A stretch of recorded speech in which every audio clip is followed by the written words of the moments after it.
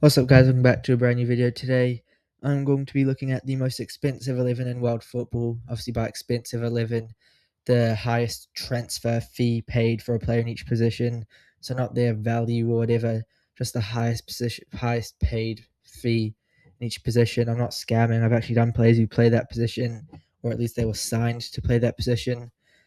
Starting with the goalkeeper, who was obviously Kepa Arrizabalaga, signed for Chelsea for 80 million euros from Athletic Bilbao in 2018, after Thibaut Courtois obviously left to Real Madrid and left Chelsea sort of panicking to try and find a goalkeeper before the window came up. Ended up breaking the record that Liverpool broke when they bought Alisson like a couple days earlier. And yeah, 80 million is quite a lot for a goalkeeper, especially a not very good one, as we just saw in the Carabao Cup final. Moving on to left back, Lucas Hernandez cost Bayern Munich 18 million when he joined them from Atletico Madrid in 2018 after his World Cup winning performances, playing on the left for France. Obviously, got that assist for the Pavard goal, one of the best goals ever, you have to say. And if you're a World Cup winning left back, you're going to get quite a lot. I'm kind of surprised that it was him, though. I guess left backs, a lot of them, it's kind of a not undervalued but unknown position. I thought maybe like Nuno Mendes might have signed for more. I mean, if he leaves PSG, he definitely will, but PSG are the type of team that would pay that much for him. Moving on to the first centre back, Josko Gvardiol to Man City for 90 million euros in 2023.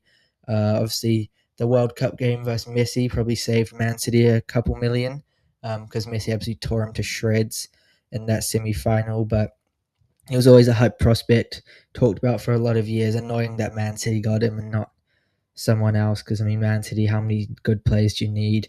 But 90 million, I actually didn't think it would be him. I thought Van Dijk would still be up there. And I mean, there's a couple, like if Pau Kabasi was to leave, he'd be like 100 million. First 100 million defender, probably. Moving on to the next centre back, one of the biggest overpays of all time. Not necessarily a bad signing, but Harry Maguire to Man United for 86 million euros in 2019 from Leicester. He was never going to even be worth it, even if he lived up to how good he was at Leicester. Maximum 40, 50 million. Just not an 80 million player at all. Man United, who knows what they were doing. One of the biggest overpays of all time, although who knows if he wins them the Premier League next season, then who'll be laughing then. Right back is Ashraf Hakimi for just 68 million euros. The lowest fee in this entire 11 was the fee PSG paid for him in 2021. I mean, if anyone was to buy him now, it'd be a lot more. Someone like Reece James, Timber, one of them would be even more than this. But Hakimi, I did think it would be him, although I did think PSG paid more than this. And this was sort of, he was part of this sort of best window ever where they signed like Messi, him, Donnarumma, Sergio Ramos, and a couple of them worked out, a couple of them didn't. Moving on to the first midfielder, the most expensive midfielder of all time, Enzo Fernandez to Chelsea for 121 million euros following the 2022 World Cup, where he obviously won Best Young Player award, quite sought after. Chelsea managed to get the deal done. I mean, I wouldn't say he's worth this much, but he has been a solid signing. I hope he doesn't leave at the end of the season. I mean, he's definitely not worth 120, but I think 70 million, something like that, definitely been worth that so far, and definitely coming to his own this season. And if he stays around for a few more, could be going up to that price tag. The next midfielder, who is probably the only player on this list who you'd pay it again for. I mean, there's maybe one more. Declan Rice to Arsenal. I mean, he's like the best player in the Premier League. He's been essential to the season this year, where they look on track to win the Premier League. Still, obviously in the Champions League, FA Cup.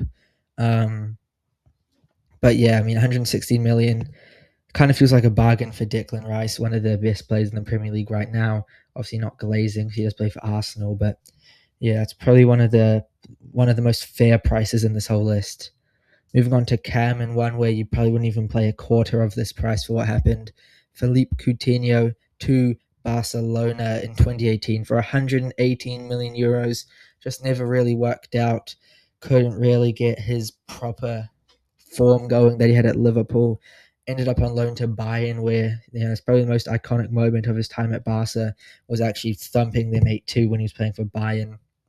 Went to Aston Villa. He only technically left Aston Villa like a couple months ago, but he's now back in Brazil with Vasco da Gama. Just not worth it at all. I mean, obviously at the time he was hyped, but in hindsight, he definitely would have wished he stayed at Liverpool. And I mean, this transfer is one of the many expensive Barca ones that led to them being crippled and having to get rid of Messi and so on. Now at left wing, the most expensive player of all time, an almost 10-year-old record that still stands to this day, Neymar to PSG for 222 million euros. Obviously, after following his time at Barca, where he was one of the best players in the world alongside Messi and Suarez, wanted to be the own star, get out of Messi's spotlight, do something for PSG. And I would say Neymar's time at PSG, people say he was worse than he was. He was still one of the best players in the world for many years. And even like as recently as sort of 2022, that's period before the World Cup, on fire as well. Obviously, injuries were tough, especially the last few years. He can barely walk now. But back in Santos, back in Brazil with Santos, and hopefully everyone wants him to go to the World Cup except for Carlo Ancelotti for some reason.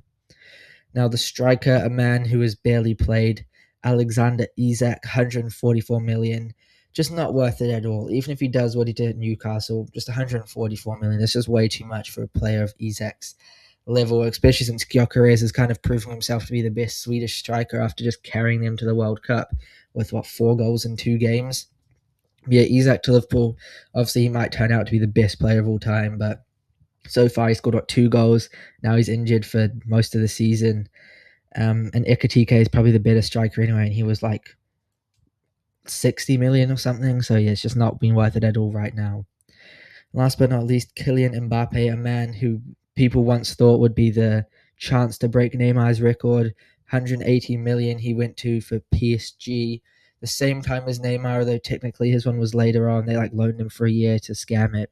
But if Real Madrid had paid a fee for him, it probably would have been more than what PSG paid for Neymar. But 180 million for an 18-year-old Mbappe or something, kind of mental. But you'd have to say it has been worth it.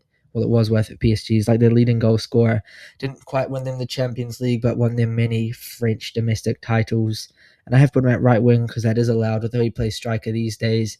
PSG, he was at right wing mostly. Obviously, they had Cavani. When he sort of broke out 2018 World Cup, he was on the right as well. So that's why I've put him there. 180 million, possibly worth it. I don't know, I have to ask a PSG fan, but I think Declan Rice is the one on this list. It's yes, worth it. Hakimi's probably close as well. All the others, it's probably still a bit too much, but there are some, Coutinho, Isak, Maguire, where it is just ridiculous. But yeah, that's in the video. Thank you very much for watching. I hope you have enjoyed, and I'll see you next time. Goodbye.